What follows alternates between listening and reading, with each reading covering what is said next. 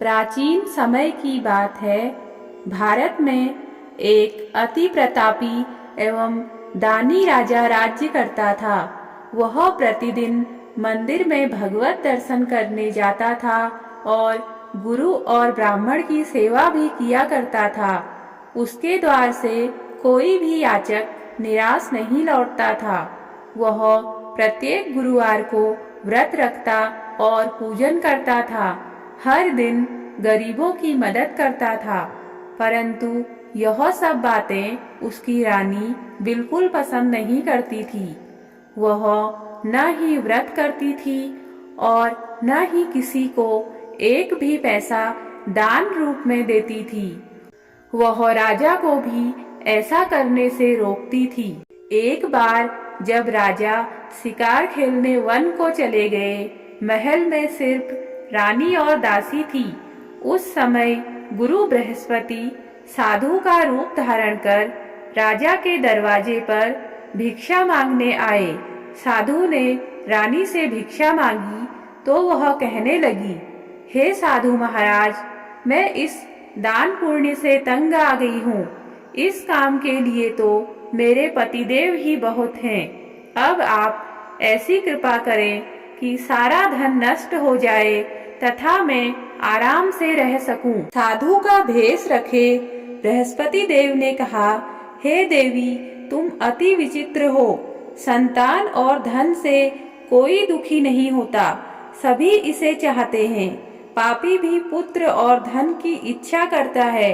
अगर तुम्हारे पास धन बहुत है तो भूखे मनुष्यों को भोजन कराओ, ब्राह्मणों को दान दो, प्याऊ लगवाओ, धर्मशालाएं बनवाओ, कुआं, तालाब, बावड़ी, बाग बगीचे आदि बनवाओ तथा निर्धनों की कुंवारी कन्याओं का विवाह कराओ, साथ ही यज्ञादि करो। इस प्रकार के कर्मों से आपके कुल का एवं आपका नाम लोक परलोक में प्रसिद्ध होगा एवं स्वर्ग की प्राप्ति होगी। किंतु वह मूर्ख रानी साधु की इन बातों से खुश नहीं हुई। वह बोली, हे साधु महाराज, मुझे ऐसी संपत्ति की आवश्यकता नहीं जो मेरे काम न आए तथा जिसको मैं अन्य लोगों को दान दूं, जिसको रखने और संभालने में ही सारा समय नष्ट हो जाए। साधु ने रानी को समझाने का बहुत प्रयत्न किया, परंतु रानी अपनी बात पर अडिग रही। तब साधु ने कहा, हे देवी, यदि तुम्हारी ऐसी इच्छा है तो जैसा मैं तुम्हें बताता हूँ तुम वैसा ही करना। बृहस्पतिवार के दिन गोबर से घर को लीपना, अपने केसों को पीली मिट्टी से धोना, केसों को धोते समय स्नान करना, राजा से कहना कि वह भी हजामत करवाए, भोजन में मांस मदिरा खाना, कपड़े धोबी के यहाँ धुलने डालना। इस तरह 7 बृहस्पतिवार निरंतर करने से तुम्हारा सब धन नष्ट हो जाएगा। ऐसा कहकर साधु रूपी बृहस्पति देव अंतर ध्यान हो गए। तब रानी ने साधु के कहे अनुसार ही भरपेट 7 बृहस्पति वैसा ही करने का विचार किया। साधु के बताए अनुसार करते हुए उसे केवल 3 बृहस्पतिवार ही बीते थे कि उसकी समस्त धन संपत्ति नष्ट हो गई। कहे अनुसार ही भरपेट भोजन के लिए भी दोनों समय परिवार तरसने लगा तथा सांसारिक भोगों से दुखी रहने लगा। इस प्रकार के अभावग्रस्त जीवन से तंग आकर एक बार राजा रानी से कहने लगा कि हे रानी, तुम यहाँ पर रहो, मैं दूसरे देश को जाता हूँ, क्योंकि यहाँ पर मुझे सभी मनुष्य जानते हैं, इसलिए मैं यहाँ कोई कार्य नहीं कर सकता। देश चोरी परदेश भीख के समान है। ऐसा कहकर राजा परदेश चला गया। वहाँ जंगल में लकड़ी काट कर लाता और उन्हें शहर में बेचकर जीवन यापन करने लगा। और इधर राजा के जाने के पश्चात उसके बिना रानी और दासियां दुखी रहने लगी। किसी दिन भोजन मिलता तो किसी दिन जल पीकर ही रहना पड़ता था। एक बार रानी और दासियों को 7 दिन तक बिना भोजन के ही रहना पड़ा।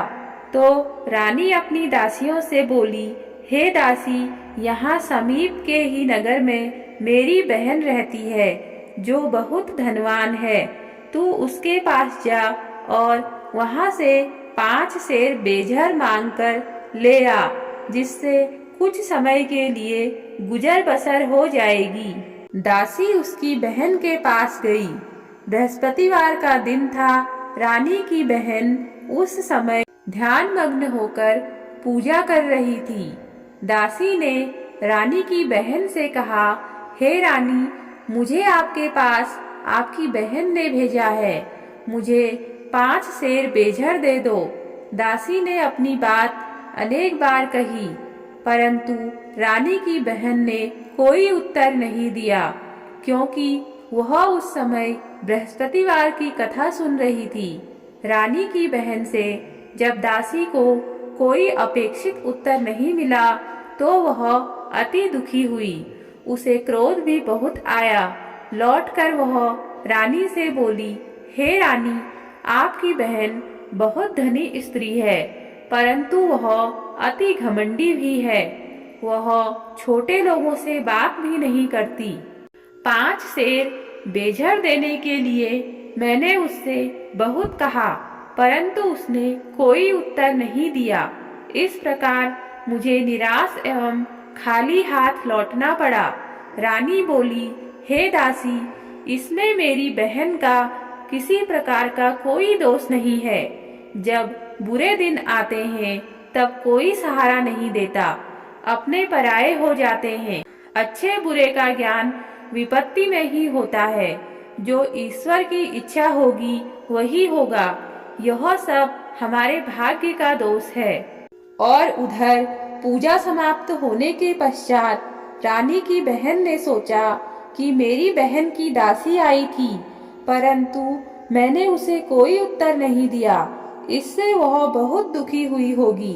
कथा सुनकर तथा विष्णु भगवान का प्रसाद ग्रहण कर वह अपनी बहन के घर गई तथा बोली, हे बहन, मैं बृहस्पतिवार का व्रत कर रही थी। तुम्हारी दासी आई, परंतु कथा समाप्त होने से पूर्व न उठते हैं और न बोलते हैं, इसलिए मैं नहीं बोली। बताओ, दासी किस कार्य से मेरे पास गई थी? तब रानी बोली, बहन, हमारे घर अनाज नहीं था तथा राजा परदेश गए हुए हैं। वैसे तुमसे कोई बात छिपी नहीं है। इस कारण मैंने दासी को तुम्हारे पास 5 सेर बेझर लेने के लिए भेजा था। इस पर रानी की बहन बोली, हे बहन, बृहस्पति भगवान सबको मनोवांछित फल देते हैं। देखो, शायद तुम्हारे घर में किसी कोने में अनाज रखा हो। यह सुनकर रानी की दासी आश्चर्यचकित हुई और घर के अंदर गई तो वहां उसे एक घड़ा बेझर का भरा हुआ मिल गया।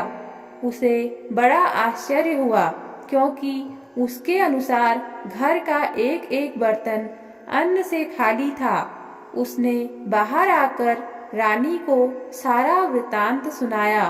दासी अपनी रानी से कहने लगी, हे रानी, देखो, वैसे भी हमको जब अन्न नहीं मिलता तो वह भी व्रत समान ही है। अगर इनसे व्रत की विधि तथा कथा पूछ ली जाए तो बृहस्पतिवार का व्रत हम भी किया करेंगे। और फिर दासी के कहने पर रानी ने अपनी बहन से बृहस्पतिवार व्रत, पूजन विधि एवं नियमों के बारे में विस्तार से पूछा। उन्होंने बताया, जो बृहस्पतिवार के व्रत में चने की दाल और मुनक्का से विष्णु भगवान का केले की जड़ में पूजन कर दीपक जलाता है, पीला भोजन करता है, पीले वस्त्र धारण करता है तथा प्रेम पूर्वक बृहस्पति भगवान की कथा सुनता है, इस प्रकार करने से गुरु भगवान उस भक्त से प्रसन्न होते हैं, धन, अन्न, पुत्र देते हैं, मनोवांछित मनोकामना पूर्ण करते हैं। व्रत एवं पूजन की विधि बताकर रानी की बहन अपने घर लौट गई। तत्पश्चात रानी और दासी दोनों ने निश्चय किया कि बृहस्पति देव भगवान का व्रत एवं पूजन जरूर करेंगे। 7 दिन पश्चात जब बृहस्पतिवार आया तो दोनों ने व्रत रखा। घुड़साल में जाकर चना और गुड़ बीन लाई और उसकी दाल बनाकर केले की जड़ में विष्णु भगवान का पूजन किया। अब भोजन पीला कहाँ से आए, यह सोचकर दोनों बड़ी दुखी हुई, परंतु उन्होंने व्रत किया था, इसलिए बृहस्पति देव भगवान उनसे प्रसन्न थे। एक साधारण व्यक्ति के रूप में वे 2 थालों में सुंदर पीला भोजन लेकर आए और दासी को देकर बोले, हे दासी, यह भोजन तुम्हारे और रानी के लिए है, तुम दोनों ही इसे ग्रहण करना। दासी भोजन पाकर अति प्रसन्न हुई और रानी से बोली, हे रानी, भोजन कर लो। रानी को भोजन के विषय में कुछ पता नहीं था, इसलिए वह दासी से बोली, तू ही भोजन कर, क्योंकि तू व्यर्थ में हमारी ही हंसी उड़ाती है। दासी बोली, हे रानी, एक व्यक्ति इसलिए भोजन दे गया है। रानी बोली, वह भोजन तेरे ही लिए दे गया है, इसलिए तू ही भोजन कर। दासी ने कहा, हे रानी, वह व्यक्ति हम दोनों के लिए ही 2 थालों में भोजन देकर गया है, अतः मैं और आप दोनों ही साथ साथ भोजन करेंगी। दोनों ने गुरु भगवान को धन्यवाद एवं नमस्कार कर भोजन प्रारंभ किया। उसके बाद से दोनों प्रत्येक बृहस्पतिवार को गुरु भगवान का व्रत और पूजन करने लगी।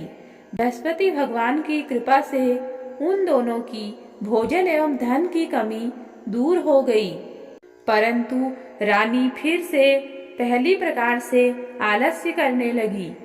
तब दासी ने कहा, हे रानी, आप पहले भी इसी प्रकार आलस्य करती थी। आपको धन संभालने एवं दान देने में कष्ट होता था, इसी कारण सभी धन नष्ट हो गया और हमारी ऐसी दुर्दशा हो गई। अब गुरु भगवान की कृपा से धन मिला है तो आपको फिर आलस्य हो रहा है। बड़े कष्टों के बाद आपने यह धन पाया है, इसलिए आपको दान पुण्य करना चाहिए।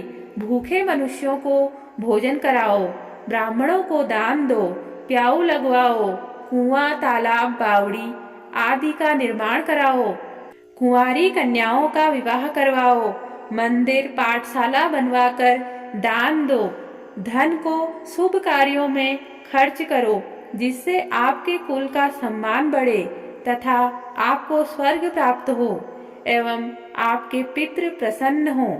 और दासी की बात मानकर रानी ने इसी प्रकार के सत्कर्म करना प्रारंभ किया। इस प्रकार करने से उसका काफी यश फैलने लगा। कुछ दिनों बाद एक दिन रानी और दासी आपस में विचार करने लगी कि न जाने राजा किस दशा में होंगे, उनकी कोई खोज खबर नहीं है। रानी राजा की कोई खबर न पाकर उदास रहने लगी। गुरु भगवान से उन्होंने प्रार्थना की और भगवान ने रात्रि में राजा को स्वप्न में दर्शन देकर कहा, हे राजा, उठ, तेरी रानी तुझको याद करती है, अब अपने देश लौट जा। राजा प्रातःकाल उठा। वह सोचने लगा कि मैं किस प्रकार रानी के पास खाली हाथ जाऊंगा, मेरे पास तो कुछ भी नहीं। स्त्री जाति खाने और पहनने की ही साथी होती है, पर प्रभु की आज्ञा मानकर वह अपने नगर चलने को तैयार हुआ। परदेश में राजा बहुत दुखी रहने लगा। प्रतिदिन जंगल से लकड़ी बीनकर लाता और उसे शहर में बेचकर अपने दुखी जीवन को बड़ी कठिनाई से व्यतीत करता था। एक दिन राजा दुखी होकर अपने पुराने दिनों को याद करके रोने लगा। उस जंगल में बृहस्पति देव एक साधु का रूप धारण कर आए और राजा से बोले, हे लकड़हारे, तुम इस बियावन जंगल में किस चिंता में बैठे हो, मुझे बतलाओ। यह सुनकर राजा की आंखों में आंसू भर आए और वह साधु को प्रणाम कर बोला, हे प्रभु, आप सब कुछ जानने वाले हैं। इतना कहकर राजा ने साधु को अपनी समस्त व्यथा सुनाई। तब साधु रूप में गुरु भगवान राजा से बोले, हे राजन, तुम्हारी पत्नी ने बृहस्पतिवार के दिन बृहस्पति देव का अपमान किया था, जिसके कारण तुम्हारी यह दुर्दशा हुई। अब तुम किसी प्रकार की चिंता मत करो, भगवान तुम्हें पहले से अधिक धन प्रदान करेंगे। देखो, तुम्हारी पत्नी ने बृहस्पतिवार का व्रत प्रारंभ कर दिया है। अब तुम भी बृहस्पतिवार का व्रत करके चने की दाल व गुड़ जल के लोटे में डालकर केले का पूजन करो। फिर कथा कहो या सुनो, भगवान तुम्हारी सभी इच्छाओं की पूर्ति करेंगे। साधु के वचन सुनकर राजा बोला, हे प्रभु, मुझे लकड़ी बेचने के पश्चात इतना पैसा भी नहीं बचता कि भोजन करने के उपरांत कुछ भी बचा सकूं। मैंने रात्रि में अपनी रानी को व्याकुल एवं व्यथित देखा है। मेरे पास कोई साधन नहीं जिससे उसका समाचार भी जान सकूं। इसके अतिरिक्त मैं बृहस्पति देव की कथा भी नहीं जानता हूँ, जिसे कह या सुनकर मैं व्रत धारण कर भगवान बृहस्पति का पूजन कर सकूं। साधु ने कहा, हे राजा, तुम किसी बात की चिंता न करो। बृहस्पतिवार के दिन तुम नित्य भांति लकड़ियां लेकर शहर में जाओ। तुम्हें रोज से दुगना धन प्राप्त होगा, जिससे तुम भली भांति भोजन कर लोगे तथा गुड़ एवं चने का प्रसाद खरीदकर बृहस्पति देव की पूजा भी कर सकते हो। बृहस्पतिवार की कहानी इस प्रकार से है। प्राचीन समय में एक बहुत ही निर्धन ब्राह्मण था।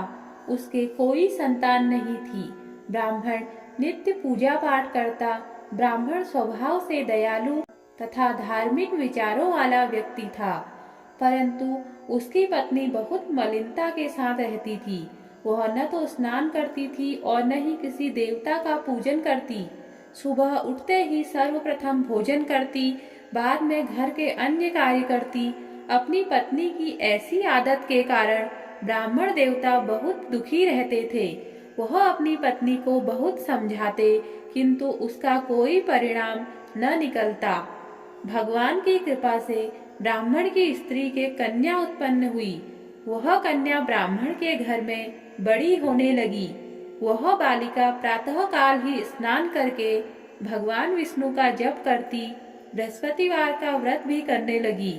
पूजा पाठ समाप्त कर पाठशाला जाती तो अपनी मुट्ठी में जौ भरकर ले जाती और पाठशाला जाने के रास्ते में डालती जाती। भगवान बृहस्पति की कृपा से वही जौ स्वर्ण के हो जाते, तो लौटते समय उनको बीन कर घर ले आती। एक दिन वह बालिका सूप में उन सोने के जौ को फटक कर साफ कर रही थी। तभी उसकी माँ ने उसे देख लिया और कहा, हे बेटी, सोने के जौ को फटकने के लिए सूप भी सोने का ही होना चाहिए। दूसरे दिन बृहस्पतिवार था। कन्या ने व्रत रखा और भगवान बृहस्पति से प्रार्थना करके कहा, हे प्रभु, यदि मैंने सच्चे मन से श्रद्धा पूर्वक आपका पूजन एवं व्रत किया हो तो कृपया मुझे सोने का सूप दे दो। बृहस्पति देव ने उसकी प्रार्थना स्वीकार कर ली। नित्य की भांति वह कन्या जौ फैलाती हुई पाठशाला चली गई। पाठशाला से लौटकर जब वह जौ बीन रही थी तो बृहस्पति भगवान की कृपा से उसे सोने का सूप प्राप्त हुआ। उस सोने के सूप को वह घर ले आई और उससे जौ साफ करने लगी, परंतु उसकी माँ का आचरण वैसा ही रहा। एक दिन वह कन्या सोने के सूप में जौ साफ कर रही थी। उसी समय अचानक उस नगर का राजकुमार वहां से होकर निकला। कन्या के रूप एवं कार्य को देखकर राजकुमार कन्या पर मोहित हो गया। राजमहल लौटकर राजकुमार अन्न तथा जल त्याग कर उदास होकर लेट गया। राजा को जब अपने पुत्र द्वारा अन्न जल त्यागने का समाचार ज्ञात हुआ तो अपने मंत्रियों के साथ वह राजकुमार के पास गए और बोले, हे बेटा, तुम्हें किस बात का दुख है? किसी ने तुम्हारा अपमान किया है अथवा कोई और कारण है? मुझे बताओ, मैं वही करूँगा जिससे तुम प्रसन्न हो जाओ। राजकुमार ने अपने पिता की बातें सुनी तो वह बोला, आपकी कृपा से मुझे किसी प्रकार का कष्ट नहीं है, किसी ने मेरा अपमान भी नहीं किया है, परंतु मैं उस कन्या के साथ विवाह करना चाहता हूँ जो सोने के सूप में जौ फटक रही थी। यह सुनकर राजा आश्चर्य में पड़ गया और बोला, हे राजकुमार, इस तरह की कन्या का पता तुम लगाओ, मैं तुम्हारा विवाह उसके साथ अवश्य ही करवा दूंगा। राजकुमार ने प्रसन्न होकर राजा को उस ब्राह्मण कन्या के घर राजकुमार ने प्रसन्न होकर राजा को उस ब्राह्मण कन्या के घर का पता बताया। राजा के आदेश पर मंत्री उस कन्या के घर गया और राजा का आदेश ब्राह्मण को कह सुनाया। कुछ ही दिन बाद ब्राह्मण की कन्या का विवाह राजकुमार के साथ हो गया। घर से कन्या की विदाई होते ही उस ब्राह्मण के घर में पहले की तरह निर्धनता वास करने लगी। अब भोजन के लिए अनाज भी बड़ी मुश्किल से मिलता था। एक दिन दुखी होकर ब्राह्मण देवता अपनी बेटी से मिलने गए। बेटी पिता की ऐसी अवस्था को देख अत्यंत दुखी हुई और उसने अपनी माँ का समाचार पूछा। ब्राह्मण ने पुत्री को सभी हाल कह सुनाया। पुत्री ने अपने पिता को बहुत सा धन देकर विदा कर दिया। इस प्रकार ब्राह्मण का कुछ समय सुखपूर्वक व्यतीत हुआ, लेकिन धन समाप्त होने के बाद स्थिति पूर्ववत हो गई। ब्राह्मण फिर अपनी पुत्री के यहाँ गया और उससे सभी हाल कह सुनाया। पुत्री बोली, हे पिताजी, आप अपने साथ माताजी को यहाँ लिवा लाओ। मैं उन्हें वह विधि बता दूंगी जिससे दरिद्रता दूर हो जाए। तब ब्राह्मण देवता अपनी पत्नी को साथ लेकर राजमहल अपनी पुत्री के पास पहुँचे तो पुत्री अपनी माँ को समझाने लगी, हे माँ, तुम सुबह उठकर सर्वप्रथम स्नानादि करके भगवान विष्णु का पूजन किया करो तो सब निर्धनता दूर हो जाएगी। परंतु उसकी माँ ने उसकी एक न मानी। वह सुबह उठकर सर्वप्रथम अपनी पुत्री का बचा जूठन खा लेती थी। एक दिन उसकी बेटी को अपनी माँ पर बहुत गुस्सा आया। उसने एक रात एक कोठरी से सारा सामान निकालकर अपनी माँ को उसमें बंद कर दिया। प्रातः कोठरी से अपनी माँ को निकालकर तथा स्नानादि करा के पूजा पाठ करवाया तो उसकी माँ की बुद्धि ठीक हो गई। इसके बाद वह प्रतिदिन पूजा पाठ करती और प्रत्येक बृहस्पतिवार को व्रत भी रखने लगी। इस व्रत के प्रभाव से उसकी माँ भी अत्यंत धनवान तथा पुत्रवती हो गई और बृहस्पति देवता की कृपा से वृद्धावस्था में मृत्यु को प्राप्त कर स्वर्ग को गई। वह ब्राह्मण भी सुखपूर्वक इस लोक का सुख भोगकर स्वर्ग को प्राप्त हुआ। इस प्रकार कहानी कहकर साधु देवता वहां से अंतर्ध्यान हो गए। धीरे धीरे समय बीत गया तथा बृहस्पतिवार का दिन आ गया। लकड़हारा रूपी राजा जंगल से लकड़ी काटकर किसी शहर में बेचने गया। आज उसे और दिनों से अधिक धन मिला। राजा ने चना गुड़ आदि लाकर भगवान विष्णु का पूजन किया तथा बृहस्पतिवार का व्रत किया। उस दिन से उसके सभी कष्ट दूर हो गए, परंतु अगले बृहस्पतिवार को वह व्रत करना भूल गया। इस कारण बृहस्पति भगवान उससे रुष्ट हो गए। उस दिन उस नगर के राजा ने विशाल यज्ञ का आयोजन किया तथा अपने समस्त राज्य में घोषणा करवा दी कि कोई भी मनुष्य अपने घर में भोजन न बनाए और आग भी न जलाए। सब लोग मेरे यहाँ भोजन करने आए। इस आज्ञा को जो नहीं मानेगा उसको सूली पर लटका दिया जाएगा। राजा की आज्ञानुसार राज्य के सभी निवासी राजा के भोज में सम्मिलित होने गए, परंतु लकड़हारा कुछ विलंब से पहुंचा। इसलिए राजा उसको भोजन कराने अपने साथ महल में ले गए। जब राजा लकड़हारे को भोजन करा रहे थे तो रानी की दृष्टि उस खूंटी पर पड़ी जिस पर उसका नौलखा हार लटका हुआ था। उसे हार खूंटी पर लटका दिखाई नहीं दिया। रानी को निश्चय हो गया कि मेरा हार इस लकड़हारे ने चुरा लिया है। उसी समय रानी की जिद पर राजा ने सैनिक बुलवाकर लकड़हारे को जेल में डलवा दिया। जेल खाने में बंद वह लकड़हारा बहुत दुखी होकर विचार करने लगा, न जाने कौन से पूर्व जन्म के कुकर्म से मुझे यह दुख प्राप्त हुआ है। जेल में बंद लकड़हारा भगवान बृहस्पति को याद करने लगा। तत्काल बृहस्पति देव साधु के रूप में प्रकट हो गए और उसकी दशा देखकर कहने लगे, अरे मूर्ख, तू बृहस्पतिवार को बृहस्पति देव की कथा एवं व्रत करना भूल गया, इसी कारण तुझे दुख प्राप्त हुआ है। अब किसी प्रकार की चिंता मत कर। बृहस्पतिवार के दिन जेल खाने के दरवाजे पर तुझे 4 पैसे पड़े मिलेंगे। तुम उन पैसों से प्रसाद मंगाना, भगवान बृहस्पति का पूजन एवं कथा कहना। कथा का प्रसाद स्वयं भी ग्रहण करना तथा दूसरों को भी खिलाना। इस प्रकार करने से तुम्हारे सभी कष्ट दूर हो जाएंगे। अगले बृहस्पतिवार राजा को जेल के द्वार पर 4 पैसे मिले। राजा ने पूजा का सामान मंगवाकर कथा कही और प्रसाद बांटा। उसी रात बृहस्पति देव ने उस नगर के राजा को सपने में दर्शन देकर कहा, हे राजा, तूने जिस आदमी को जेल खाने में बंद कर रखा है वह निर्दोष है, वह राजा है, उसे छोड़ दो। रानी का 9 लखा हार उसी खूंटी पर लटका हुआ है। अगर तू ऐसा नहीं करेगा तो मैं तेरे राज्य को नष्ट कर दूंगा। राजा सुबह उठा और खूंटी पर हार टंगा देख लकड़हारे को बुलाकर उससे क्षमा याचना की तथा राजा के योग्य सुंदर वस्त्र आभूषण भेंट कर उसे विदा किया। फिर राजा बृहस्पति देव की आज्ञानुसार अपने नगर को चल दिया। जब वह नगर के निकट पहुंचा तो उसे बहुत आश्चर्य हुआ। वहां पहले से अधिक तालाब, बाग और कुएं तथा बहुत सी धर्मशालाएं, मंदिर आदि बने हुए थे।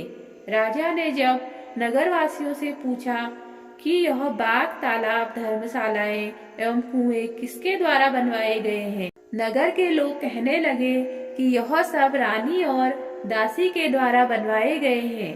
राजा को बहुत आश्चर्य हुआ परंतु क्रोध भी बहुत आया।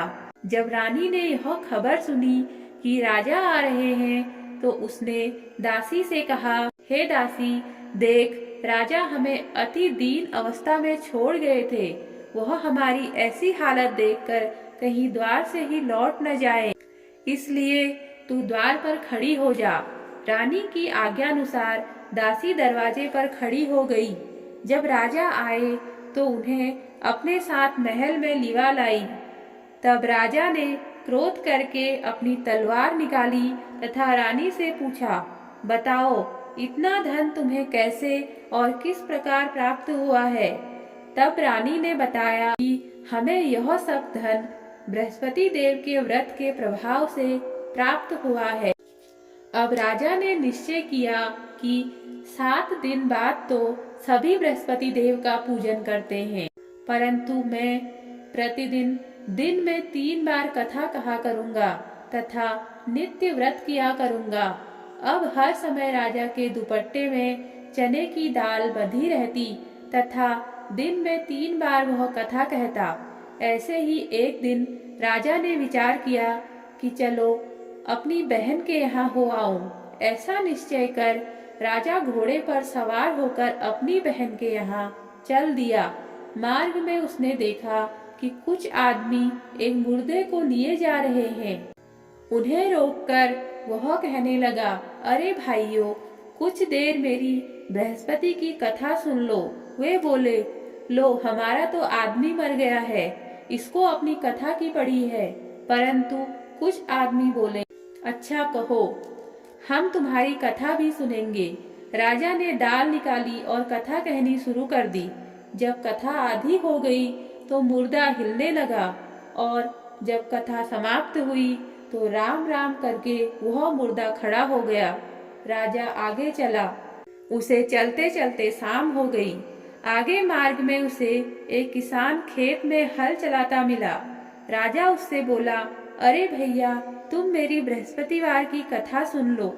किसान बोला, जब तक मैं तेरी कथा सुनूंगा तब तक 4 हरैया जोत लूंगा। जाओ भैया, कथा किसी और को सुनाना। राजा आगे चलने लगा और जैसे ही राजा आगे की ओर चलने लगा, किसान के बैल पछाड़ खाकर गिर गए और किसान के पेट में बहुत तेज दर्द होने लगा।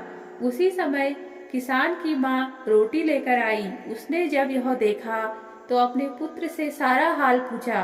बेटे ने सारा हाल बता दिया। किसान की माँ दौड़ी दौड़ी आई, घोड़े पर सवार राजा के पास गई और उससे बोली, मैं तेरी कथा सुनूंगी, तू अपनी कथा मेरे खेत पर ही चलकर कहना। राजा ने लौटकर किसान के खेत पर जाकर कथा कही, जिसे सुनते ही बैल खड़े हो गए तथा किसान के पेट का दर्द भी बंद हो गया। और फिर राजा अपनी बहन के घर पहुंच गया। बहन ने भाई की खूब आवभगत की। दूसरे दिन सुबह राजा जागा तो उसने देखा कि सब लोग भोजन कर रहे हैं।